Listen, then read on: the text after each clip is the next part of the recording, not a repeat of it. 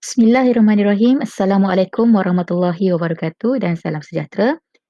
Hai, hari ini masih lagi bersama dengan Cikgu K. Kita nak belajar tentang darab wang. Jadi kita jangan buang masa, kita terus tengok apa contoh-contoh untuk topik hari ini. Okey, jadi darab wang ni sebenarnya tidak ada beza sangat dengan darab nombor biasa ataupun darab nombor bulat biasa. Okey, cuma bila kita darab wang ni kita ada kita ada unit, kita ada unit wang. Okey, RM itu sahaja. Okey, caranya apa semua sama sahaja.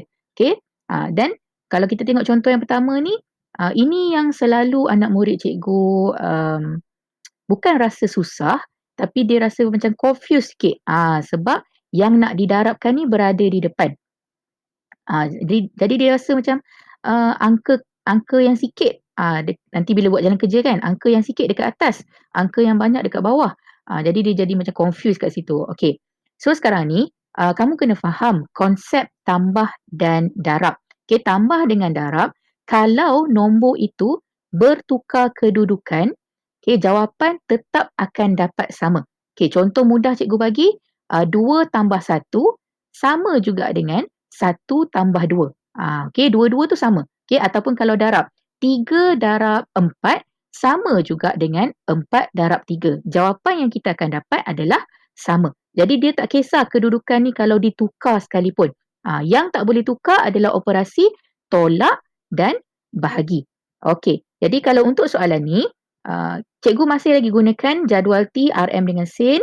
Okey, jadi cikgu masukkan RM8,321 dulu.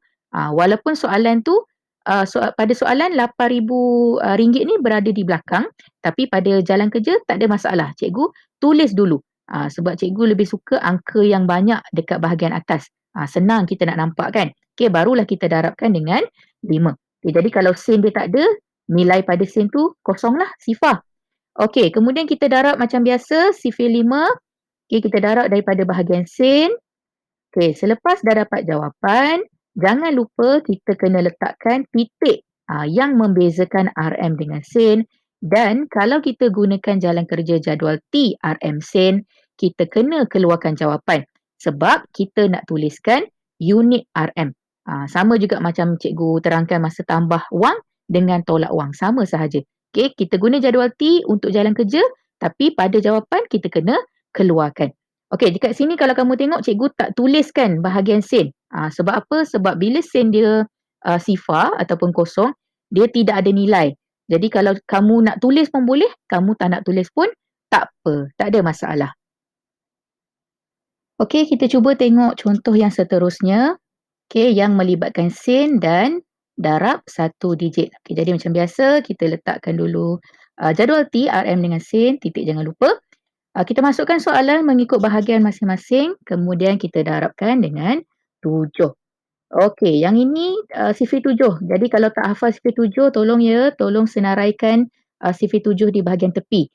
Jadi kalau dekat buku tu kita cari ruang, kita senaraikan dulu sifir 7 sebelum kita selesaikan soalan ni.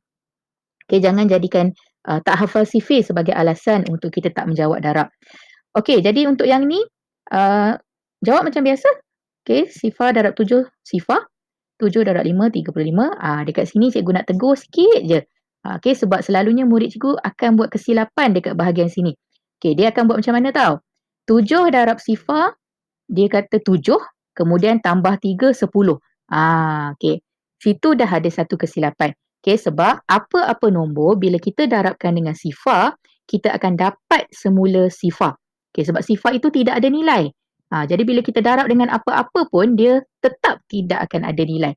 Jadi kalau macam ni, 7 darab sifar sebenarnya sama dengan sifar. Dan sifar tambah 3, barulah kita dapat 3. Jadi jangan tersilap. Jadi tolong hati-hatilah bila melibatkan darab dengan sifar ni. Okey, jadi yang lain, okey, kita darab seperti biasa. Okey, dapat jawapan, jangan lupa letakkan titik dan kita keluarkan jawapan untuk kita letakkan unit RM. Okey, kali ni kita nak cuba tengok wang apabila didarabkan dengan 2 digit. Okey, jadi sama juga macam contoh yang pertama tadi. Kalau yang didarabkan ni berada di bahagian depan, tak ada masalah untuk kita tukarkan kedudukan dia. Okey, jadi contoh cikgu gunakan jadual T. Okey, cikgu letak dulu RM7,258 di bahagian atas. Barulah cikgu darabkan dengan 23. Tak ada masalah. Sebab macam tadi yang cikgu terangkan, darab dengan tambah boleh tukar kedudukan dia. Okey, so sekarang ni untuk darab 2 digit sebenarnya tidak ada beza apabila kita mendarab dengan nombor bulat hari tu. Sama je sebenarnya. Okey, jadi yang membezakannya bila kali ini dia melibatkan unit. Kena tulis RM ataupun kena ada bahagian sen. Jadi cara dia masih sama. Jadi kalau kita ada 2 digit, kita selesaikan digit yang pertama dulu di bahagian SAR ini. Okay, jadi kita nak selesaikan darab 3 dulu. Okay, jadi darab 3, baris pertama jawapan tidak ada masalah. Okay, sifir 3 sahaja. Okay, selesai sifir 3. Dekat sini yang selalu murid akan buat kesilapan. Jadi kalau kamu ingat apa yang kita belajar masa nombor bulat hari tu, darab nombor bulat hari tu, apabila kita nak mula menjawab untuk baris yang kedua, level yang kedua ni, kita mesti mulakan dengan sifar dulu.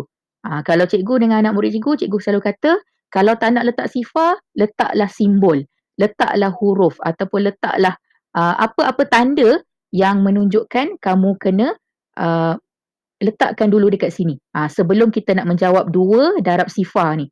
Okay, sebab 2 ni sebenarnya adalah 20. Jadi, laju jawapan pun mesti sama dengan soalan. Okay, kalau macam tadi 3 kan. 3 start dekat sini. Kalau 2 sebenarnya dia kena start dekat sebelah sini. Jadi, untuk bahagian bawah ni, kita kena letakkan sifar dulu atau apa-apa tanda. Barulah kita mula menjawab 2 darab sifar sama dengan sifar. Tengok. Okay. 2 sama laju. Tengok yang warna biru ni. Baru kita berjawab sifar. Okay. Jadi selalu murid akan buat kesilapan lah. Dia akan letak 2 darab sifar ni dekat sini. Dia akan start dekat sini. Jadi jawapan akan jadi salah. Okay. Jadi kita akan mulakan 2 darab sifar dekat sini. 2 darab sifar yang kedua ni walaupun dia pada bahagian sen, tak ada masalah. Kita boleh letakkan di bahagian RM. Okay, tak ada masalah. Okay, dan kita teruskan sahaja. Okay, mengikut kedudukan angka. Dan kita akan jumlahkan kedua-dua sama macam darab biasa. Okay, jumlahkan kedua-dua bahagian, kedua-dua jawapan. Okay, dapat jawapan, letakkan titik. Dan jangan lupa keluarkan jawapan kamu. Okay, jadi kalau bahagian sennya adalah sifar, tak tulis pun tak apa. Baik, kita cuba tengok contoh yang seterusnya. Masih lagi darab 2 digit tapi melibatkan sen. Okay, jadi sama sahaja. Okay, kita gunakan jadual T, RM dengan sen. Okay, kita masukkan mengikut bahagian masing-masing dan kita darabkan dengan 19. Okay, jadi macam soalan tadi kita akan selesaikan satu persatu. Jadi kita akan darabkan dengan sifir 9 dulu. Jadi untuk baris pertama adalah jawapan untuk sifir 9. Okay, kamu tengok warna hijau ya. Okay, kita selesaikan macam biasa. Okay, dekat sini macam tadi cikgu kata hati-hati 9 darab sifar, sifar tambah 3. Baru dapat 3. Okay, jadi hati-hatilah. Okay, kemudian kita selesai sifir 9. Baik, untuk nak selesaikan sifir 1, ataupun ni sebenarnya 1 ni 10 lah, 10 kan. Okay, kita untuk baris kedua, ingat tadi apa cikgu cakap? Kita letak dulu sifar siap-siap. Sifar yang warna merah ni bukan jawapan untuk 1 darab sifar. Belum lagi. Okay, sifar yang warna merah ni memang kita kena letak siap-siap. Okay, sebab jawapan untuk 1 yang warna biru ni mesti selaju. Maknanya jawapan mesti berada ataupun mesti mula dekat bawah 6 ni. Okay, jadi dah letak sifar, barulah kita jawab soalan. Okay, 1 darab sifar, sifar. Tengok, okay, bawah 6 warna biru ni. Kemudian kita teruskan, walaupun 1 darab 4 masih di bahagian bawah sen, tapi sebab sen dia dah penuh, jadi kita masuk terus dekat bahagian RM. Tak ada masalah. Okay, sifir 1 cikgu rasa tak ada masalah lah. Okay, kita jumlahkan kedua-dua jawapan. Okay, dah dapat jawapan. Jangan lupa letakkan titik dan mesti keluarkan jawapan sebab kita nak tuliskan unit RM. Jadi jawapan dekat sini ada bahagian sen. Jadi jangan lupa tulis. Tak bolehlah tak tulis sebab bahagian sen dia ada nilai. Baik, dalam darab wang juga kita akan masuk di bahagian topik darab 10, darab 100 dan darab 1000. Okey, jadi untuk soalan darab 10, darab 100, darab 1000 ni, cikgu akan gunakan cara yang sama apabila kita mendarab perpuluhan. Sebab apa? Sebab dalam wang pun ada titik. Jadi, cikgu akan gunakan cara yang sama.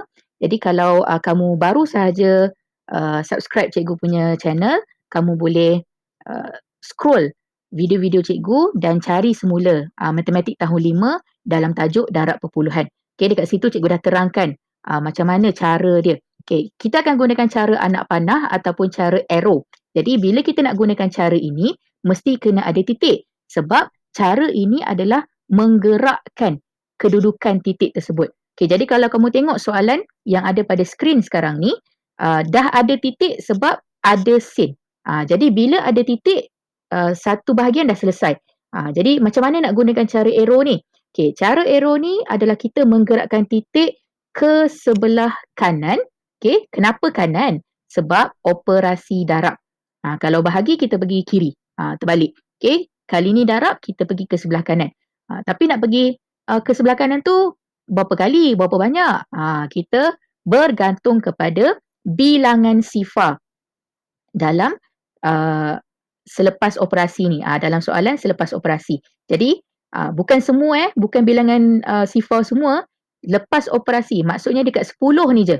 Dalam 10 ada satu sahaja sifar, bermaksud titik ini kita akan gerakkan sekali sahaja ke sebelah kanan. Okey. Jadi kamu tengok titik sudah berubah kedudukan. Jadi untuk jawapan macam mana nak tulis? Kita salin sahaja daripada hadapan. Contoh dekat sini akan jadi 921,603. Lepas 3 ada titik, pada jawapan pun lepas 3 ada titik. Tapi cuba kamu tengok, lepas titik, belakang ni adalah sifar. Maksud dia apa? Maksudnya nilai sen itu tak ada.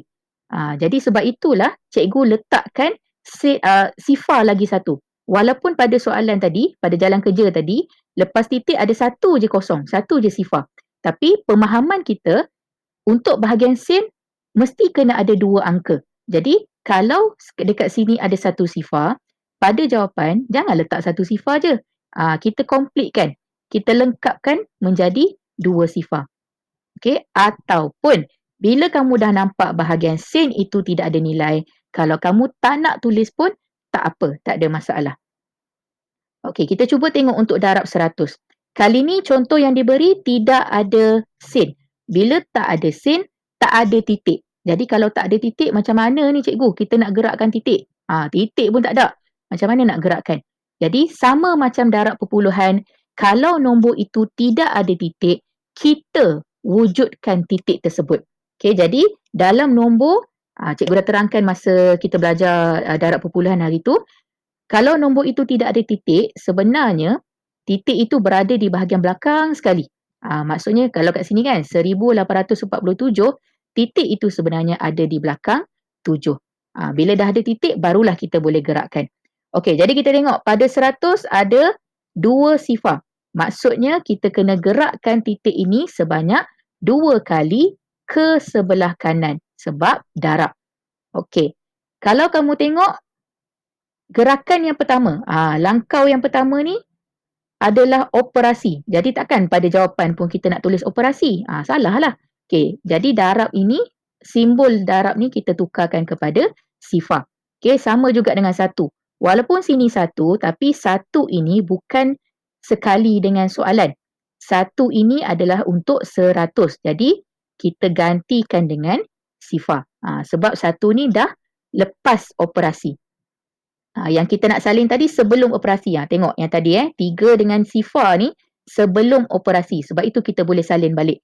Tapi bila dah selepas simbol operasi, apa-apa angka kita gantikan dengan sifar. Barulah kita gerakkan titik kita. Okey, jadi untuk jawapan macam mana? Kita salin sahaja. Okey, yang pertama tengok RM mesti tulis 1847 Okey, selepas 7 tadi kita dah ubah kan? Sifar. Salin je balik. Sifar. Okey. Jadi titik adalah selepas sifar bermaksud sennya tidak ada. Kalau kamu letak titik dekat belakang sifar ni, sen dia akan jadi sifar, kosong-kosong. Jadi tak perlu tulis pun tak apa. Okey, jadi seterusnya kita tengok untuk darab 1000 pula.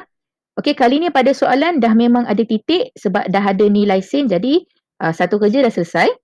So kita tengok pada 1000 ada 3 sifar, 3 kosong. Jadi kita kena gerakkan 3 tempat ke sebelah kanan. Okey, jadi kamu tengok. Tempat yang pertama, langkau yang pertama ni ada 9. Okey, 9 ditulis sebelum simbol darab. Jadi kekalkan. 5 pun sebelum simbol darab. Kekalkan juga. Tapi kamu tengok tempat yang ketiga ni. Tempat yang ketiga ni adalah simbol darab. Jadi pada jawapan takkan nak letak simbol tu. Kita ubah simbol itu menjadi kosong ataupun sifar. Okey, kemudian barulah titik itu digerakkan.